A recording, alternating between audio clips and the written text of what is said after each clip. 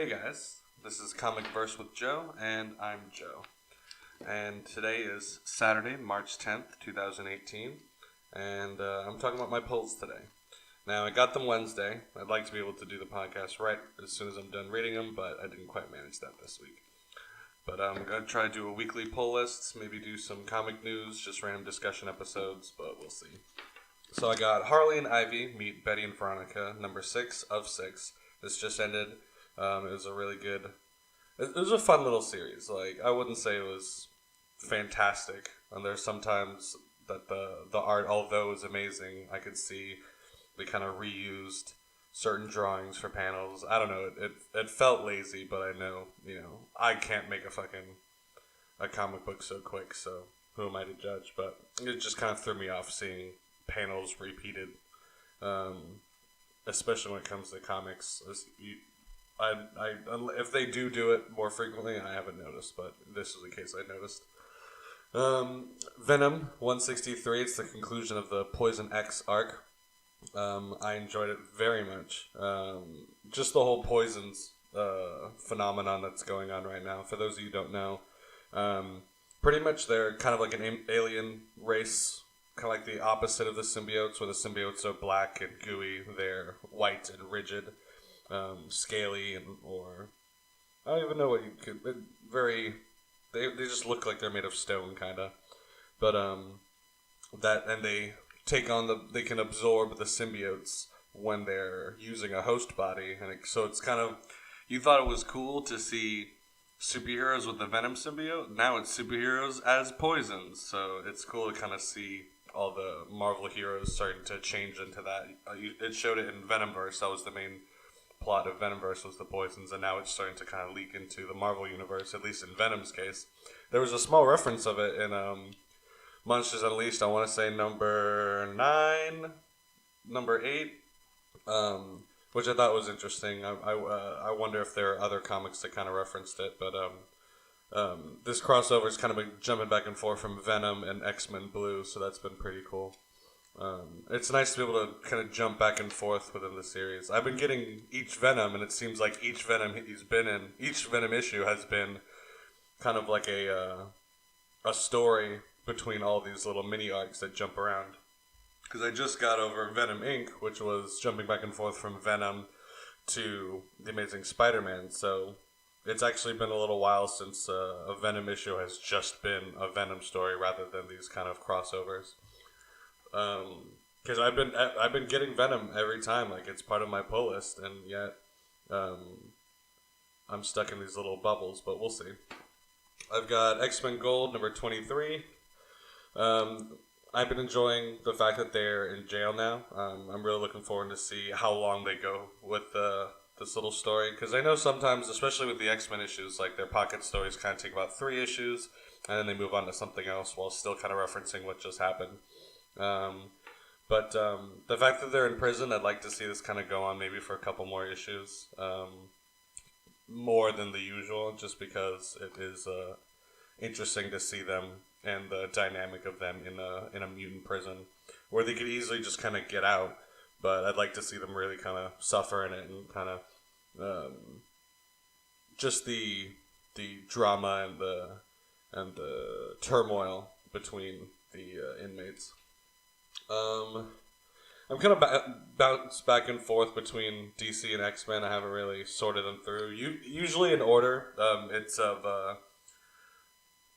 my least anticipated, I guess you could say. I try to put some of the lighter reads at the front of my reading list, just to kind of like ease myself in. There's nothing too crazy and world changing.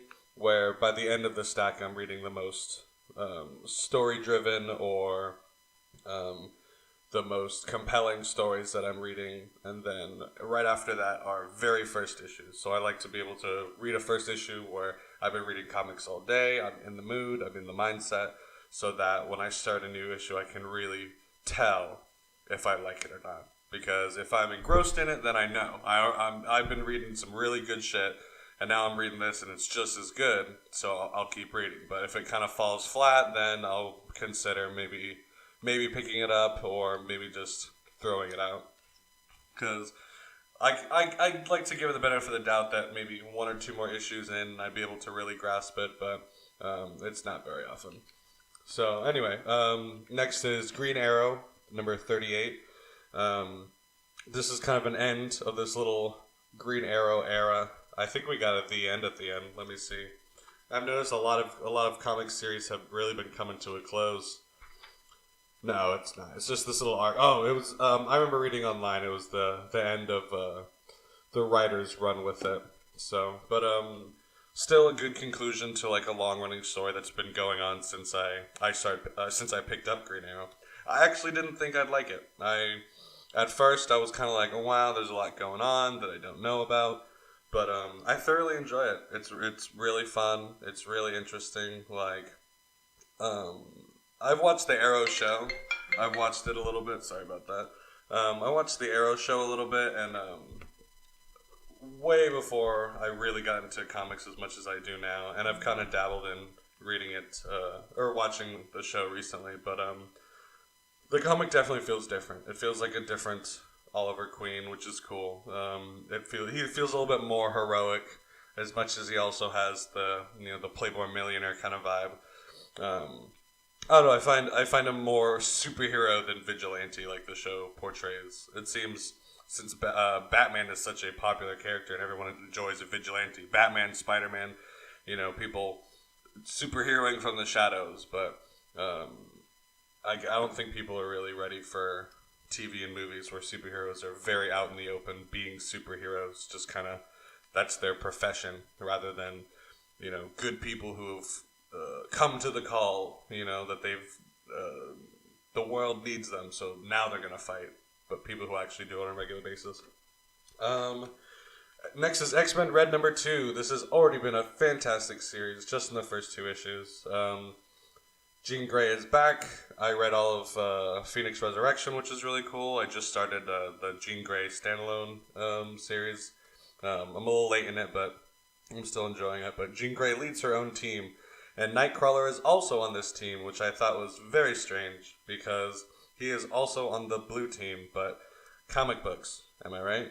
They're like, Batman's doing at least 18 different things at this very moment, so you can't really blame him. It's a good team. I'm really excited to see Honey Badger. I've only ever seen panels about Honey Badger, like how she got her name and everything. And when I saw that she was in this, I was like, oh yeah, I'm excited for this.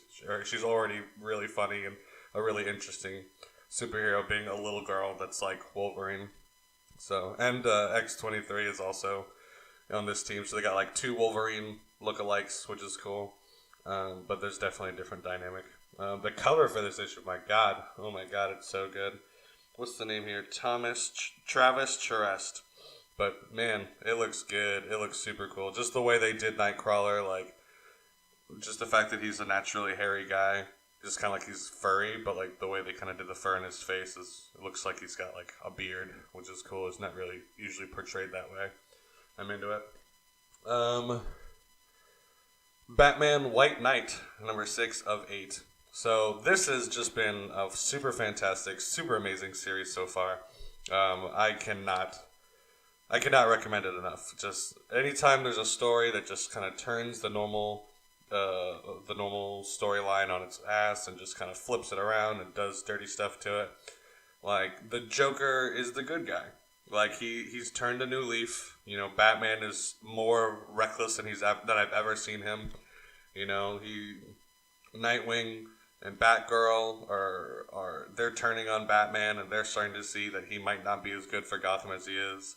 Duke Thomas is in it. Like, I love him. Like, the fact that like he's getting the recognition, of the character. He's becoming part of the Bat family, that he can be inserted into a story like this. Because stories like this, it's not like the normal comics where, oh, there's a cameo, oh, there's some cool stuff like this. Like, this is meant to retain the original mythology of the Bat family and the Joker and Gotham City's villains, but to see that Duke Thomas is part of that mythology is fantastic.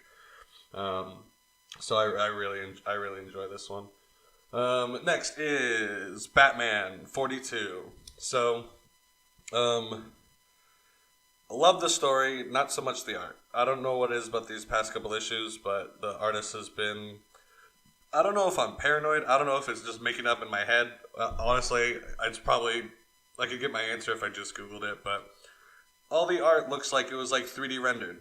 Like it was 3D rendered and then they drew over it, or like they used a program to kind of make it look like it's drawn. And some panels look like it's drawn, but other panels I can tell that it's a 3D model, and like I don't know why.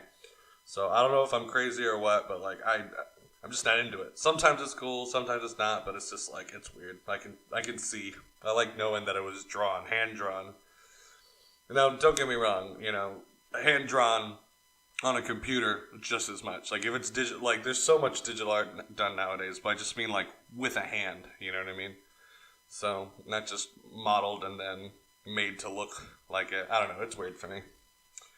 The storyline's great though. Poison Ivy takes over like the world, which I thought was cool. Like there's so many crazy things that go on in comics where it's like universe shattering things and or just like small town problems, but it was just cool to see Poison Ivy, who is a Gotham villain, kind of really do something on such a grand scale.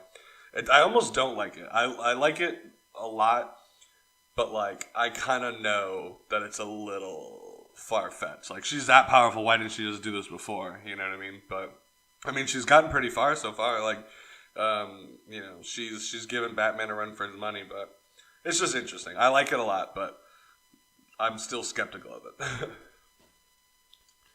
Next is Superman 42, Bizarroverse, Part 1. This is actually my first Superman issue. I read Superman Action Comics, but this is my first issue of Superman, just self-titled. And so I'm kind of thrown into it. I'm not really sure what to expect of it, seeing as it is a very specific story arc they're doing right now.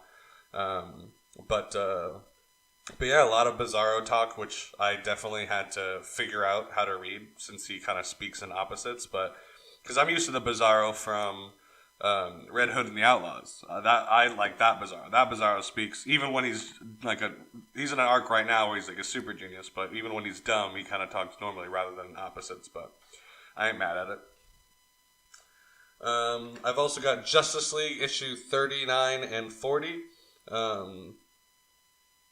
This is the first I picked up of straight Justice League that wasn't like a spin-off. Like I have a couple issues from the Metal arc, whatever you would call it. And so, but these have been cool. I've definitely just recently started getting past the single characters and more into Justice League of America. So seeing these guys kind of like disagree with each other, it's kind of leading up to a big fight and everything. But I'm very much interested. There's a lot of interleague drama, which I enjoy. I like conflict. I like when it's not just there's bad guys. We got to figure out how to beat the bad guys. I like when people are mad at each other. I like when people have ulterior motives. I want to know that these people are real and not just always doing the right thing. So I appreciate that one. And then I have Gideon Falls, issue 1. I also have Oblivion Song, issue 1. These are both Image comics that they recently came out with that are they're pushing, and so I'll kind of give them their highlight. Gideon Falls it's mysterious and creepy, and it feels like real life, which is cool. It feels like this is like a small town, in the country. In the Midwest, I'd say.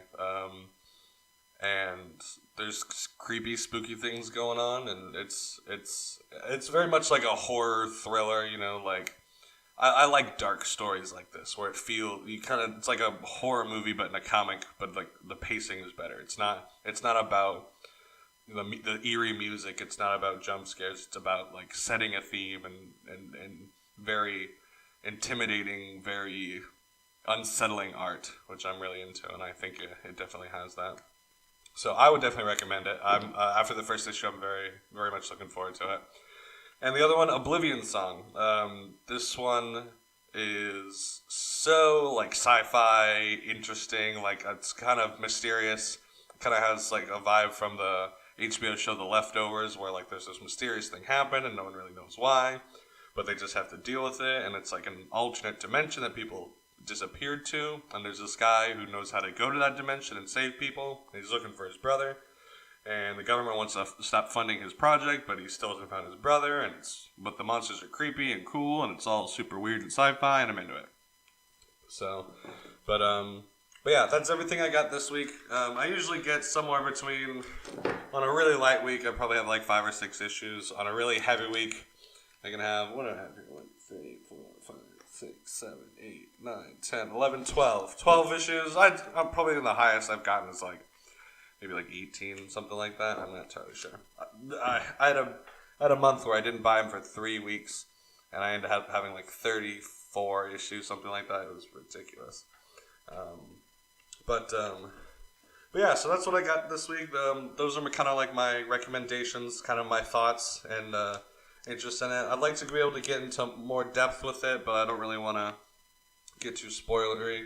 I'm just kind of testing out this format as well. I'd really like to be able to get into like the theory of certain stories. I would like to be able to speculate. Probably after a couple issues when I can really have some consistency. You know, I've talked about a previous issue on a previous episode, so I can kind of build on it and kind of go through that. But yeah, I also like to do like, I'm thinking about doing comic book news, or maybe, I don't know, just like general discussion topics. I'd like to be able to have like a guest or something. I think that'd be pretty fun. But yeah, but for now, I appreciate you guys listening. I appreciate you guys reading, and have a good night.